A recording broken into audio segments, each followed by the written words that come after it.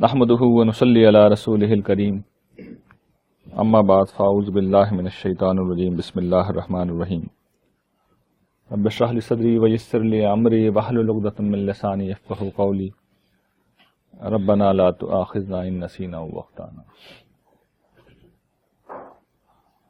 یہ موقع عید الاضحیٰ کا ہے، ذو الحجہ کا مہینہ، ظاہر ہے کہ حج، عمرے اور عید الاضحیٰ کی جو عبادات اور تہوار ہیں انہی کے لیے خاص ہوتا ہے۔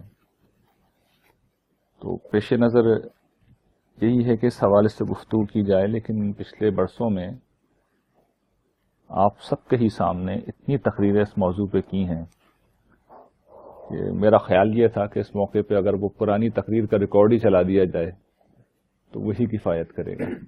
وہ ساری تقریریں جمع کر کے یہ لوگ چونکہ فیس بک پہ ڈالتے رہتے ہیں یا مختلف جگہوں پہ، تو مجھے بھی یاد آ جاتا ہے کہ میں نے کیا کیا کہا تھا۔ ایسے میں ہر دفعہ کوئی نئی اور مختلف بات کرنا ظاہر ہے کہ وہ بہت مشکل ہوتا ہے، لیکن کوشش کروں گا کہ ایک دوسرے انداز سے ان چیزوں کو آپ کے سامنے رکھوں، اور اللہ سے ہی درخواست ہے کہ وہ صحیح بات زبان سے نکلوائے۔ دیکھیے، جتنی بھی عبادات ہیں، حج، عمرہ، قربانی، ان سب میں قدر مشترک اگر آپ تلاش کریں ان کی حکمت اور فلسفے میں، تو وہ ایک ہی ہے، اور وہ یہ ہے کہ انسان اپنے آپ کو اپنے خالق کی نظر کر رہا ہے۔ یہ زمانہ قدیم سے ایک بڑی عبادت رہی تھی، اور اس کی اگر آپ مثال اگر دیکھنا چاہیں قرآن مجید میں بڑی نمایاں مثال ہے، وہ واقعہ قرآن نے دہرایا ہے۔ سیدہ مریم علیہ السلام کی مثال ہے کہ ان کی والدہ نے جب وہ پیدا ہونے والی تھی تو یہ سمجھ کے کہ لڑکا ہے انہوں نے نظر کر دیا، لیکن جب وہ ایک لڑکی پیدا ہوئی تو انہوں نے کہا اچھا یہ تو لڑکی، چلیے یہی نظر کر دیتی ہوں میں۔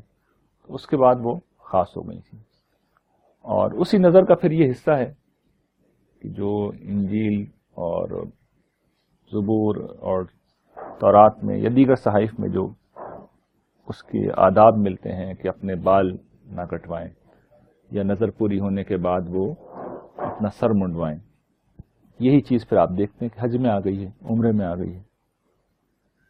تو قدر مشترک وہ نظر ہی ہے۔ میں یہ چاہتا ہوں کہ آج کی اس گفتگو میں یہ بات آپ کے سامنے رکھوں کہ یہ نظر کا کام ہم آج بھی کر سکتے ہیں، اور اس کے لیے ضروری نہیں کہ ہم اپنی پوری زندگی کو اسی طرح وقف کریں جس طرح سیدہ مریم علیہ السلام نے کی تھی، بلکہ ہم جزوی طور پہ بھی یہ کام کر سکتے ہیں۔ اور اس میں ہمیں کن چیزوں کا اہتمام کرنا پڑے گا یہ میں چاہتا ہوں کہ آج آپ کے سامنے رکھوں۔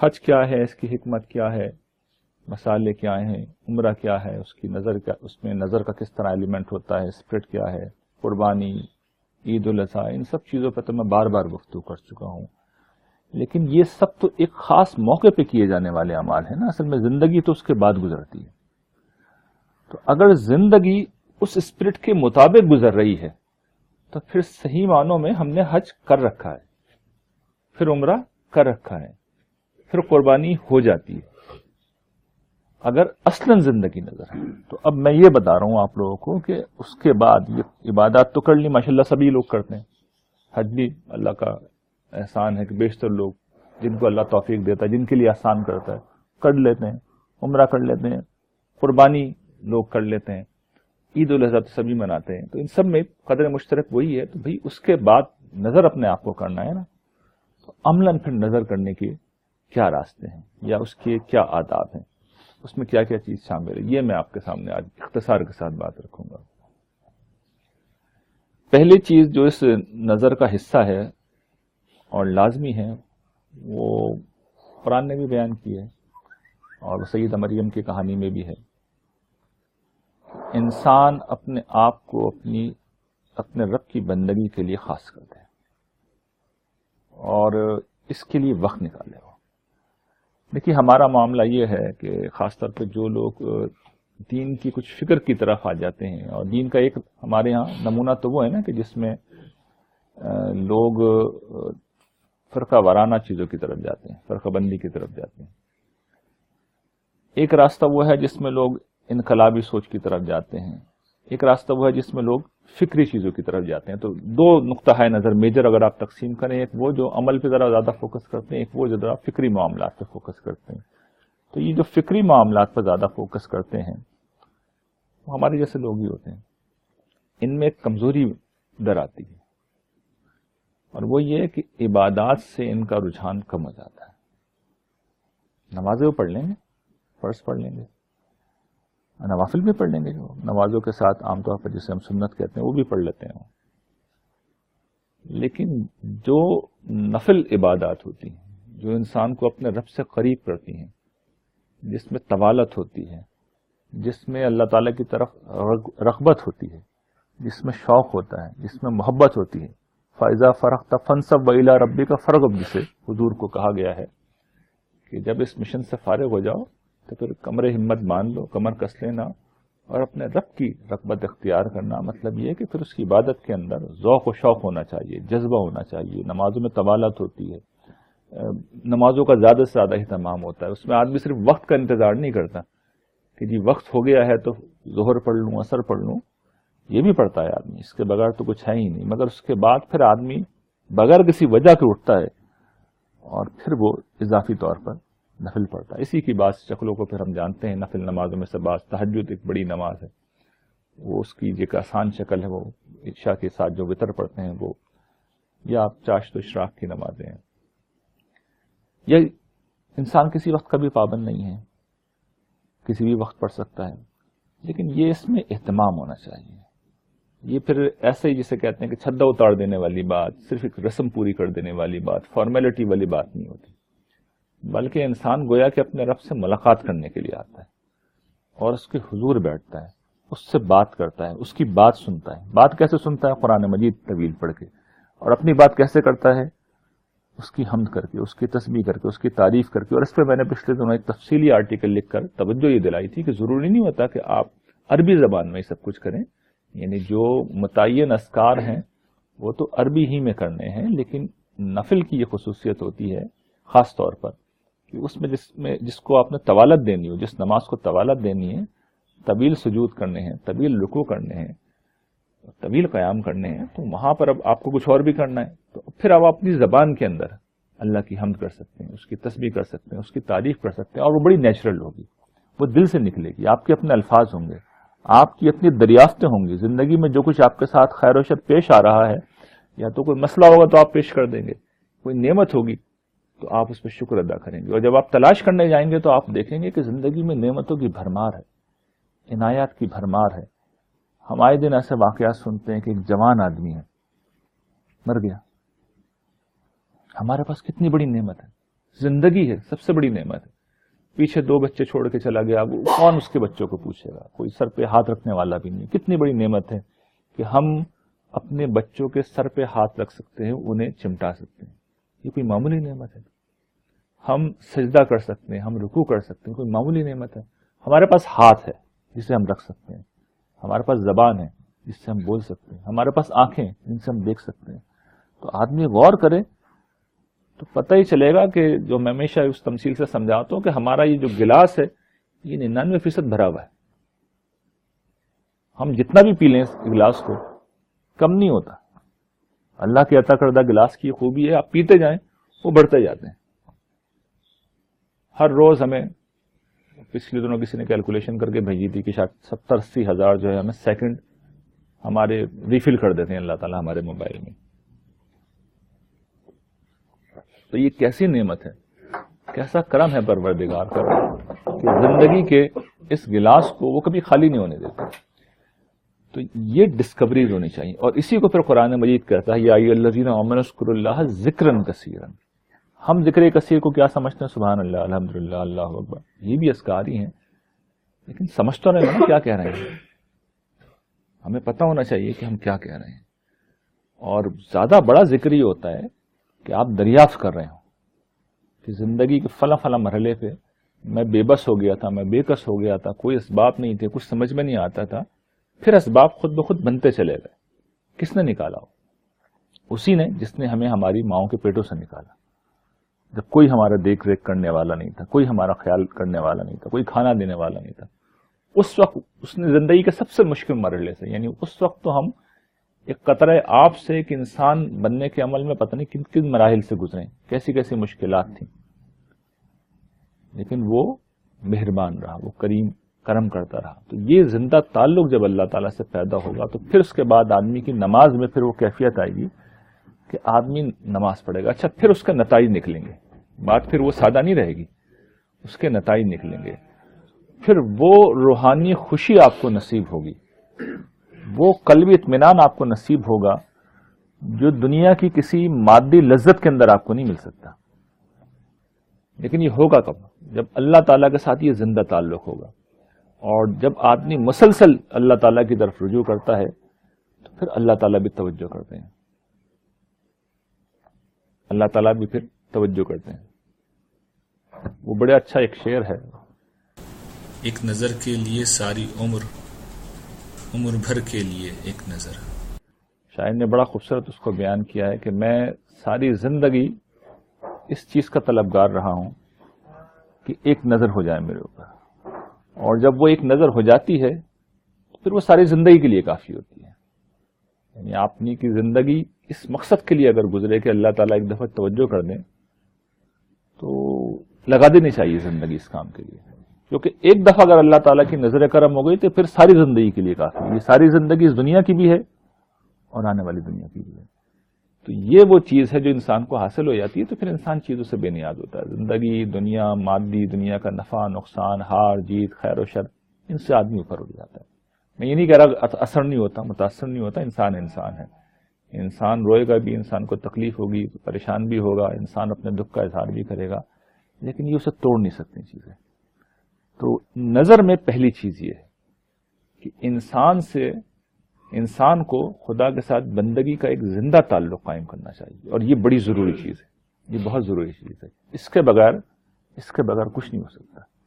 یہ بنیادی چیز ہے، اس لیے دین شروع یہیں سے ہوتا ہے.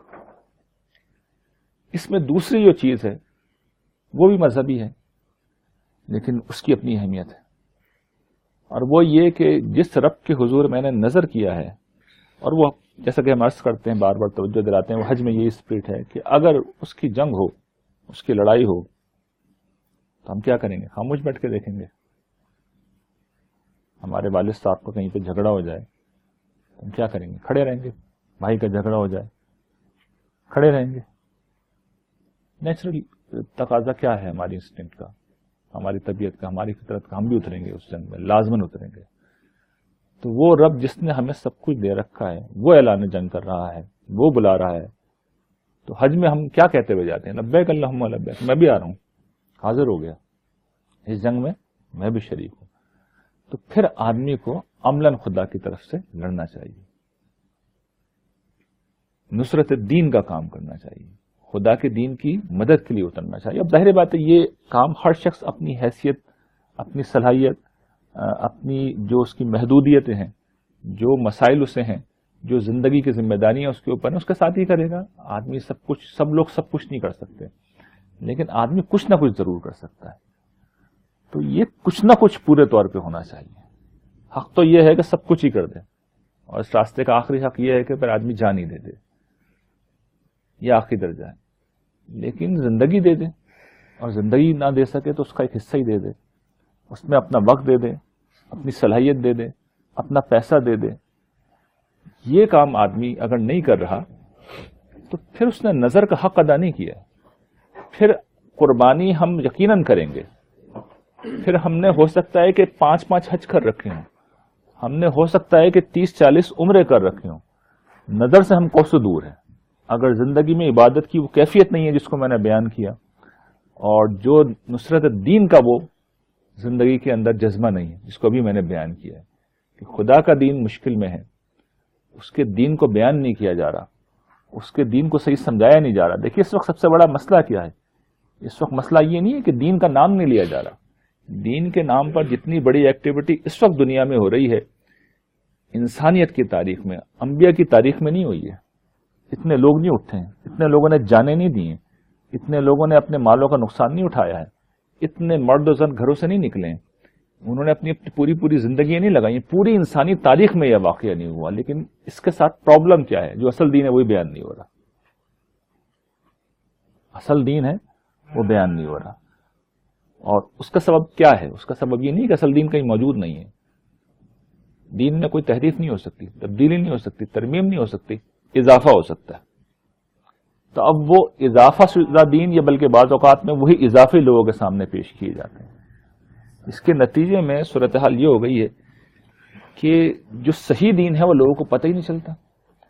اور قیامت کے دن جب لوگ پیش ہوں گے تو میں ایک آیت میرے ذہن میں آتی ہے اکثر، کلا لما یقضی ما امرہ.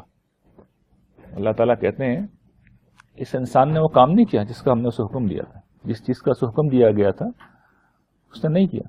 تو قیامت کے دن جب بڑے بڑے دیندار لوگ اللہ تعالیٰ کے سامنے پیش ہوں گے تو یہ جملہ انہیں سننے کو ملے گا. اللہ تعالیٰ فرشتوں کی طرف مخاطب ہو کر انہیں دیکھ کے کہیں گے لما یقضی ما امرہ، اس سے جو کہا تھا وہ تو کر کے نہیں آیا. وہ کہاں کہہ رکھا ہے؟ وہ قرآن مجید میں کہہ رکھا ہے، انہوں نے بتا رکھا ہے. یہ جو میری کتاب ہے قرآن کا مطلوب انسان، جو مسلمانوں کے کتب خانے میں بالکل ایک ڈفرینٹ کتاب اس پہلو سے کہ اس نے متعین کر کے وہ 6000 قرآنی جو آیات ہیں کم و بیش، اس میں سے جتنے بھی تقاضے 100 کے قریب، اب تو ہم نے لسٹ بھی کر لی ہے، وہ سامنے رکھ دیں. یہ ڈوز اینڈ ڈونٹس ہیں، اس کے بارے میں پوچھیں گے اللہ تعالیٰ. یہ مسئلہ بن جانا چاہیے نا، ہر منبر و محراب میں یہ مسئلہ بن جانا چاہیے. اس لیے کہ اگر آپ کو پتہ چل جائے کہ جی میٹرک کے ایگزام ہو رہے ہیں اور پیپر آؤٹ ہو گیا تو ساری قوم بچے ٹوٹ پڑیں گے، کیا سوالات آئیں گے. اللہ تعالیٰ نے تو پیپر آؤٹ کر دیا، کسی کو دلچسپی نہیں ہے اس پیپر کو سمجھے، اور سوال وہ اس سے باہر نہیں پوچھیں گے، یہی پوچھیں گے یہ میں نے کہہ رکھا تھا، یہ کیا یا نہیں کیا. تو ان کے سامنے نہ تقریر ہو سکتی ہے، نہ دوسروں پہ ڈالا جا سکتا ہے کہ ہم نے تو دوسروں سے سنا تھا. وہ کہیں گے کہ یہ تمہارے پاس کتاب موجود تھی، اس کو پڑھ لیتے. تو یہ بھی بتایا کہ کیا ڈوز اینڈ ڈونٹس ہوں، یہ بھی بتا دیا کہ کرو گے تو جنت میں جاؤ گے، نہیں کرو گے تو جہنم میں جاؤ گے. یہ چیز زیر بحث نہیں ہے. یہ سب سے بڑا مسئلہ بن گیا. یا زیر بحث آتی بھی ہے تو ثانوی طور پہ، جبکہ یہ اصل ہے. جس چیز پہ نجات موقوف ہے اصل میں اسی کو اصل ہونا چاہیے نا، باقی کچھ بھی اصل نہیں. تو یہ نصرت دین کا کام کہ اس بات کو نمایاں کیا جائے، اتنا دہرایا جائے کہ لوگوں کو پتہ چل جائے کہ یہی مسئلہ ہے، اس کے علاوہ کوئی مسئلہ نہیں. تو یہ دوسری چیز ہے جس کا اہتمام ہونا چاہیے اگر ہم نے اپنے آپ کو اپنے رب کی نظر کر رکھا ہے. تیسری چیز جو قرآن مجید کے مطالعے سے اور رسول اللہ صلی اللہ علیہ وسلم کی زندگی کے مطالعے سے سامنے آتی ہے کہ اس نظر کا ایک تیسرا حصہ کیا ہے کہ انسان کو جس طرح خالق کی بندگی کے لیے اس نے اپنے آپ کو خاص کیا ہے، مخلوق کی خدمت اور مدد کے لیے بھی اپنے آپ کو خاص کرنا چاہیے. یعنی جس درجے میں وہ ہو سکے. جس طرح نصرت دین تھی کہ آدمی کے حالات ہیں، ماحول ہے، اس کی ذمہ داری ہے، اسی طرح خدمت خلق کا میدان. اس کے لیے ضروری نہیں کہ آپ کوئی این جی او کھول لیں، اپنی والدہ کے ہاتھ پاؤں دبا دے آدمی، اپنے بھائی بہنوں کی کچھ مدد کر دے، دوست احباب کے ساتھ اگر کوئی تعاون کر سکتا ہے تعاون کر دے. جو اس کا سرکل ہے، جہاں وہ موجود ہے، جہاں وہ ایگزسٹ کرتا ہے، وہاں پر آپ ایک نفع بخش انسان بن جائیں، لوگوں کو آپ کی ذات سے فائدہ ہو رہا ہو. بڑے بھائی آ کے پاس میں بیٹھے ہیں، آپ نے ان کی ٹانگیں دبا دی، آپ اندازہ نہیں کر سکتے اس کا کتنا ڈیسائسو فرق پڑتا ہے. یعنی آپ کسی کی ٹانگوں کو ہاتھ لگا کے بڑے بھائی کی دبا دیں، بہن کا سر دبا دیں، اس سے اتنی دلوں میں محبت پیدا ہوتی ہے. اس لیے کہ جب جسم کو آرام ملتا ہے تو پھر انسان بڑا اچھا محسوس کرتا ہے. اچھا یہ نہیں کر سکتے یا اس کا موقع نہیں ہوتا، آپ کو اللہ نے مال سے دیا ہے، مال سے کر دیں. اس کا بھی موقع نہیں ہے، ہر شخص کے پاس اتنی گنجائش نہیں ہوتی. اچھی طرح بات کر لیں، اچھے مشورے دے دیں، خیر خواہی کر لیں. آدمی کسی بھی طریقے سے کام کر سکتا ہے. کچھ نہیں ہو سکتا، لوگوں کے بڑے مسائل ہوتے ہیں، مسائل سن لیجیے، ان کا دل ہلکا ہو جائے گا. یعنی یہ بھی خدمت ہے، یہ بھی آپ خدمت کر سکتے ہیں. تو آدمی کرنا چاہے بس چیزیں کر سکتا ہے. آپ راستے میں جا رہے ہیں، اگرچہ آج کل اس میں بھی کچھ سیکیورٹی رسک ہیں، لیکن اگر اطمینان ہو، کسی کو لفٹ دے دی آدمی نے. چھوٹی چھوٹی چیزیں ہیں، چھوٹے چھوٹے کام ہیں جو ہم کر سکتے ہیں. کچھ نہیں کر سکتے، راستے سے تکلیف دہ چیز ہٹا لی، مسکرا کر کسی کو دیکھ لیا، مسکرا کے بات کر لی. آدمی ایک دفعہ یہ طے کر لے تو 10,000 پہلوؤں سے یہ کام کر سکتا ہے. تو جس شخص نے اپنے آپ کو اپنے رب کی نظر کر رکھا ہے، اس کی زندگی میں یہ ایلیمنٹ بھی ممکنہ حد تک شامل ہوتا ہے کہ وہ مخلوق کی خدمت کر رہا ہوتا ہے، خیر خواہی کر رہا ہوتا ہے، اس کی ذات سے لوگوں کو نفع پہنچ رہا ہوتا ہے. یہ تیسری چیز ہے. اور چوتھی اور آخری چیز، میں بہت زیادہ لمبی تقریر نہیں کروں گا، چوتھی اور آخری چیز بس یہ عرض کر رہا ہوں کہ یہ تینوں کام آپ نہیں کر سکتے اگر آپ کی زندگی ڈسپلن اور آرگنائز نہیں ہے، اور آپ میں اپنے آپ کو بہتر بنانے کا جذبہ نہیں ہے. یہ دونوں چیزیں ہونی چاہیے. آدمی انٹروسپیکشن کر رہا ہو، بہت سختی کے ساتھ اپنا بے رحمانہ سے احتساب کر رہا ہو، اور پھر اس کے اندر اتنی قوت ارادی ہو کہ وہ امپلیمنٹ کر سکے. یعنی پہلی چیز تو نا آدمی میں احساس پیدا ہو کہ میں اپنے آپ کو دیکھوں تو صحیح. جو آدمی اس طرح زندہ رہتا ہے کہ یار ساری غلطیاں دوسروں میں ہی ہیں، مجھ میں کچھ غلطی نہیں ہے، میں ٹھیک ہوں، تو کبھی بہتری نہیں آتی. اور یہ ہم کس کا نقصان کرتے ہیں؟ اپنا نقصان کرتے ہیں. اس لیے قیامت کے دن تو آپ جتنا پیوریفائڈ ہو کے اللہ کے حضور پہنچیں گے، اتنا ہی جنت میں آپ کو بلند درجہ ملے گا. اور دوسری چیز کے لیے کیا ہے، ضروری کیا ہے کہ آپ نے یہ سمجھ لیا کہ جی یہ مسئلہ ہے، اس کو ٹھیک کیجئے. ہمارا معاملہ یہ کہ ہم اپنے سونے اور جاگنے کے اوقات ٹھیک نہیں کر پاتے، ہم اپنے کھانے پینے کے معاملات ٹھیک نہیں کر پاتے. ہمیں پتا ہے کہ ہمیں ہارٹ کا پرابلم ہو رہا ہے، وہی چیزیں کھاتے رہیں گے. ہمیں پتا ہے کہ ہمارے پاس وقت میں بڑی برکت آ سکتی ہے، ہم اپنے معاملات کو ٹھیک کر لیں، اپنی زندگی کو ڈسپلن کر لیں. ہم یہ کیوں نہیں کرتے؟ ان سب چیزوں کے لیے قوت ارادی استعمال کرنی پڑتی ہے. دیکھیے انسان کے لیے بڑا ہی مرغوب ہے، سہل آسان ہے کہ وہ دریا کا جو دھارا ہے اسی کی سمت میں اپنے آپ کو چھوڑ دے، پانی بہا کے لے جائے گا. تو وقت کے دھارے پہ اگر آپ چھوڑ دیں گے اپنے آپ کو، آپ چھٹی کا دن ہم اور آپ کیسے گزارتے ہیں؟ صبح اٹھتے ہیں، لیٹ اٹھتے ہیں عام طور پہ، اس کے بعد اخبار پڑھنے میں 2 گھنٹے ہم نے ضائع کی. چھوٹی سے چھوٹی غیر متعلق خبر بھی، اس کا تعلق کیا بھائی ہم سے؟ سب پڑھنی ضروری ہے. اور ایک نہیں، اب تو انٹرنیٹ کی وجہ سے 5-5 6-6 اخبار، پورا فرسٹ ہاف ایسے نکل جاتا ہے. اس کے بعد ٹی وی کھول لیا، اب ٹی وی دیکھنا شروع کر دیا. 3 گھنٹے وہ بلا وجہ کے تبصرے ان کو دیکھے جا رہے ہیں، سنے جا رہے ہیں. اچھا باقی وہ وقت بچے گا، اب کوئی ملنے آ گیا، کہیں ملنے چلے گا، وہی تبصرے دوسروں سے کرنا شروع کر دیے. اس سے کچھ مختلف ہماری کوئی زندگی ہوتی، یہی کر رہے ہوتے ہیں. تو ان ساری چیزوں کے ساتھ بھائی آپ عبادت کب کریں گے جس کی میں بات کر رہا ہوں؟ یعنی فرض تو پڑھ لیں گے، جن نوافل کی میں نے بات کی ہے وہ کب پڑھیں گے؟ آپ تو اس وقت ٹی وی دیکھ رہے تھے، آپ اخبار پڑھ رہے تھے، آپ کا سارا دھیان ملک کے سیاسی معاملات کی طرف ہے. آپ خدا کے جمال و کمال کو کہاں دریافت کریں گے؟ اس کی نعمتوں کو کیسے دیکھیں گے؟ بلکہ ٹی وی دیکھ دیکھ کے تو آدمی اتنا منفی ہو جاتا ہے اور اخبار پڑھ پڑھ کے کہ بالکل لٹرلی اندھا ہو جاتا ہے اپنی نعمتوں کو دیکھنے کے لیے. کیسے دیکھیں گے آپ؟ خدمت خلق کا بھی ٹائم کہاں بچا؟ اس میں سے ہر چیز رہی بات ہے وقت چاہتی ہے. تو وقت سب سے بڑا ایسٹ ہے، اور اسی کی طرف میں نے توجہ دلائی تھی کہ اگر دن کے اندر ہمارے پاس 70-80 ہزار سیکنڈ اللہ تعالیٰ ہر روز ہمارا موبائل ریفل کر رہے ہیں، زندگی کا گلاس ریفل کر رہے ہیں، یہ لو ہر روز 80 ہزار سیکنڈ لو یوز کرو انہیں. 80 ہزار مواقع موجود ہیں ہمارے پاس. اب مجھے ایگزیکٹ تعداد یاد نہیں کتنے سیکنڈ ہوتے ہیں، کم و بیش اتنے 7 سیکنڈ ہوتے ہیں. تو یہ تو ہر روز فور شور ملتے ہیں ہمیں. اور ہم دیکھیے کس طرح انہیں ضائع کرتے ہیں. کیوں ضائع کرتے ہیں؟ ہم اپنی قوت ارادی کو استعمال نہیں کرتے کہ بھیا بستر چھوڑ اوڑیا. اچھا جو بڑی ضروری کام ہے اپنی زندگی کے لیے، ہم ایکسرسائز نہیں کرتے، ہم میں سے بیشتر لوگ نہیں کرتے. یہ معمولات میں ہونا چاہیے. کوئی مثبت ایکٹیویٹیز ہے، گھر والوں کے پاس بیٹھنا ہے، بات کرنی ہے، اس کا بھی ٹائم نہیں ہوتا. پھر وہ سوشل میڈیا کی مصروفیات اور آ گئی، اس میں لگا رہتا ہے. فیس بک تو ختم ہی نہیں ہوتی نا، اس میں آپ 15-20 گھنٹے بھی بیٹھے رہے کنٹینیوسلی تو اگلی پوسٹ آتی چلی جاتی ہے.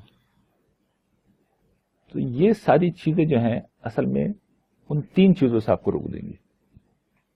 تو قوت ارادی کو استعمال کرنا ہوگا، قوت فیصلہ کو استعمال کرنا ہوگا، زندگی کو ڈسپلن کرنا ہوگا. اس کے لیے ضروری ہے کہ انٹروسپیکشن کریں، اپنا احتساب کریں، بہتری کی گنجائش دیکھیں کس جگہ پہ ہے، اپنے آپ کو بہتر بنانے کا عمل شروع کریں. اس کے لیے انسان کو اپنے آپ سے لڑنا ہوگا، اپنے معاملات کو ٹھیک کرنا ہوگا، اپنے رویے کو ٹھیک کرنا ہوگا. یہاں سے پھر سفر آگے بڑھتا ہے. یہاں سے پھر آپ ان 3 چیزوں کو کر سکیں گے جن کا میں نے شروع میں ذکر کیا. تبھی یہ ممکن ہوگا کہ آپ خدا کی بندگی کے لیے اضافی ٹائم نکالیں. یعنی فرض نماز تو کسی طرح مارے باندھے آدمی پڑھ ہی لیتا ہے. یعنی جو ہمارے پس منظر کے لوگ ہیں وہ پڑھ ہی لیتے ہیں فرض نماز، لیکن نہیں، نظر میں یہ کافی نہیں ہے. اس کے لیے آپ کو لگنا پڑے گا. ذکر کثیر کی کیفیت کے لیے یا ایھا الذین آمنوا ارکعوا واسجدوا واعبدوا ربکم، یہ جو بات اللہ تعالیٰ نے کہی ہے کہ رکوع کرو، سجدہ کرو، اپنے رب کی عبادت کرو، وافعلوا الخیر لعلکم تفلحون، بھلائیاں کرو، نیکیاں کرو، یہ ایسا نہیں ہوتا. اس کے لیے بڑا زور لگانا پڑتا ہے، اور اس کا نتیجہ میں بیان کر چکا ہوں. تھوڑے عرصے میں زور لگانا پڑتا ہے، اس کے بعد جو روحانی کیفیت پیدا ہوتی ہے وہ تو آپ کو مجبور کر دیتی ہے کہ پھر آپ اس کو اختیار کریں. نصرت دین کے لیے بھی پھر یہی ہوگا، آپ کو وقت نکالنا پڑے گا، آپ کو اہتمام کرنا پڑے گا، اپنی قوت ارادی کو استعمال کرنا پڑے گا. خدمت خلق کے لیے بھی یہی تینوں چیزیں آپ کو استعمال کرنے، قوت ارادی کو استعمال کرنا ہوگا، قوت فیصلہ کو استعمال کرنا ہوگا، اپنا احتساب کرنا ہوگا. تو اگر ہم اس اسپرٹ کو سمجھ رہے ہیں کہ حج کی اسپرٹ کیا ہے، عمرے کی اسپرٹ کیا ہے، قربانی کی اسپرٹ کیا ہے، کہ یہ اسپرٹ اصل میں نظر کرنا ہے، تو بھیا نظر جب کرنا ہے، باقی ساری زندگی کرنا ہے نا، باقی سارے سال کرنا ہے، وہ کیسے کریں گے؟ وہ ان چیزوں کے بغیر نہیں ہو سکتی. یعنی نیت کرنے سے، اسپرٹ سمجھنے سے کیا مسئلہ سالو ہو گیا؟ کوئی مسئلہ سالو نہیں ہوا ہے. نظر بھی کرنا ہے ہمیں. تو میں نے آپ کو بتایا ایک طریقہ تو وہ ہے سیدہ مریم کا، پوری زندگی دے دی اپنی. آج بھی کچھ لوگ کر دیتے ہیں، پوری زندگی لگا دیتے ہیں، لیکن ظاہر بیشتر لوگوں کے لیے ممکن نہیں ہوتا. تو پھر جزوی طور پہ اپنے آپ کو نظر کرنا پڑے گا آپ کو. لیکن اللہ تعالیٰ قیامت کے دن آپ کو اس طرح اٹھائیں گے کہ اس بندے نے یا اس بندی نے اپنے آپ کو ہمہ وقت میرے لیے وقف کر دیا تھا، نظر کر دیا تھا. تو جو لوگ اپنے آپ کو نظر کریں گے ان کا پھر بدلہ یہ ہے کہ وہ قیامت کے دن سب سے زیادہ قریب ہوں گے. فی مقعد صدق عند ملیک مقتدر. تو قرآن نے بیان کیا نا کہ خدا کے حضور دربار ہوگا خدا کا. یہ دربار سے مراد اس طرح نہیں جس طرح دنیا میں دربار ہوتے ہیں. مطلب یہ کہ لٹرل میننگ یہ ہے کہ ایک ایسے نشست پہ وہ بیٹھے ہوں گے جو پائیدار ہوگی. عند ملیک مقتدر، صاحب اقتدار بادشاہ کے حضور. اللہ تعالیٰ کی کیفیت بڑی جدا ہے، وہ اس طرح تو نہیں ہو سکتا. لیکن دنیا میں اگر میں صرف تمثیل کے لیے سمجھانا چاہوں کہ بادشاہ کے دربار میں اگر آپ کو، یا آج کل کی جدید اصطلاح میں بھئی آپ کو پرائم منسٹر کی کیبنٹ میں آپ کو سب سے اہم وزارت دے دی گئی ہے، آپ پرائم منسٹر کے رائٹ ہینڈ پہ بیٹھے ہیں، یہ سمجھ لیجیے آج کل کی تعبیر میں. ظاہر اللہ تعالیٰ کی جو کیفیات ہوں گی وہاں پہ بالکل جدا ہوں گی، لیکن مطلب یہی ہے اس کا. مقدس صدقن کا مطلب یہی ہے کہ پائیدار کرسی. یعنی یوں نہیں ہے کہ 5 سال میں آپ کی کرسی گئی. 5 سال کی ہماری ہے تو ہر 2 سال میں چلی جاتی ہے. جب چاہے منسٹر کو برطرف کر دیں، پرائم منسٹر کو برطرف کر دیں. مقدس صدقن کا مطلب یہ ہے کہ یہ نشست کہیں نہیں جائے گی، آپ کی ہے، آپ کے پاس دے دی گئی جو نشست تو دے دی گئی، جو مقام دے دیا گیا سو دے دیا گیا، کہیں نہیں جا رہا. اور رب کے حضور ملیک مقتدر، صاحب اقتدار بادشاہ ہے. یہ نظر ہونے والوں کا ریوارڈ ہے. تو اگر ہم اسپرٹ سمجھ گئے ہیں، اگر ہم مطلب سمجھ گئے ہیں، تو پھر ہمیں واقعتاً عملی طور پہ اب اس راستے پہ قدم رکھنا پڑے گا. اور پھر اس کا میں خلاصہ کر رہا ہوں اس لیے کہ یہ جتنے بھی میں نے پچھلے برسوں میں تقریر کی ہے، یہ سب سے اہم تقریر ہے. اس حوالے سے کرنا کیا ہے؟ اپنے آپ کو بندگی میں لگانا ہے، فرض کی سطح پہ نہیں، نفل کی سطح پہ وقت نکالنا ہے. وہ عبادت جس میں طویل رکوع، طویل سجود، خدا کی یاد ہو، کیفیت ہو. اور میں نے بتایا کہ اس کا طریقہ ہے، چاہے اردو میں آپ کریں، جو متعین اذکار ہیں، قرآن مجید کی تلاوت، سورہ فاتحہ، یہ سب عربی میں ہوگا. اللہ اکبر، سمیع اللہ لمن حمیدہ، سب عربی میں ہوں گے. اس کے بعد آپ کو اجازت ہوتی ہے کہ آپ اپنی بات کر لیں. دوسری چیز نصرت دین کے کام. یعنی ممکن نہیں ہے نا جس کے لیے نظر ہوئے میں ہیں وہ حالت جنگ میں اور آپ تماشا دیکھ رہے ہیں کھڑے ہوئے، یہ نہیں ہو سکتا. پھر آپ کو آنا پڑے گا. اور اس دور میں نصرت دین کا سب سے بڑا کام کیا ہے؟ کہ خدا کے نام پر، خدا کے دین کے نام پر دین پیش نہیں ہو رہا، کچھ اور پیش ہو رہا ہے. اس کو پیش کرنا، اس کو مسئلہ بنانے. اور تیسری اور آخری چیز یہ ہے کہ پھر بندگان خدا کے لیے بھی باعث راحت ہو، باعث رحمت ہو. آپ جہاں موجود ہوں تو لوگ کہیں کہ نہیں اس شخص کا ہونا تو خیر کی بات ہے، اس سے کچھ فائدہ ہی پہنچے گا، آپ کے شر سے کوئی ڈر نہ رہو، گھبرا نہ رہو، اس کے منہ سے پتہ نہیں کیا نکلے گا، طنز کرے گا، تعریض کرے گا، چوٹ لگائے گا، کوئی گالی بکے گا، برا بھلا کہے گا، یا کسی مشکل میں تنہا بیٹھا رہے گا، نہیں، یہ شخص تو آئے گا، کچھ نہ کچھ ضرور کرے گا، اس سے خیر ہی ملتی ہے، اس سے فائدہ ہی ملتا ہے۔ تو جب یہ صورتحال ہوگی تو پھر انسان خیر الناس میں ینفع الناس کا نمونہ بن جائے گا کہ بہترین انسان وہ ہے جو انسانوں کے لیے نفع بخش ہو۔ تو یہ سب کچھ نہیں ہو سکتا، اس وقت تک نہیں ہو سکتا جب تک کہ ہمیں اپنی بہتری کا جذبہ نہ ہو اور اس کے لیے ہم اپنی قوت ارادی کو استعمال کر کے اپنی زندگی کو ڈسپلن نہ کر چکے ہوں۔ تو یہ اس گفتگو کا خلاصہ ہے، اور امید ہے کہ اس کو ہم اپنی زندگی میں امپلیمنٹ کرنے کی کوشش کریں گے۔ وآخر دعوانا ان الحمد للہ رب العالمین۔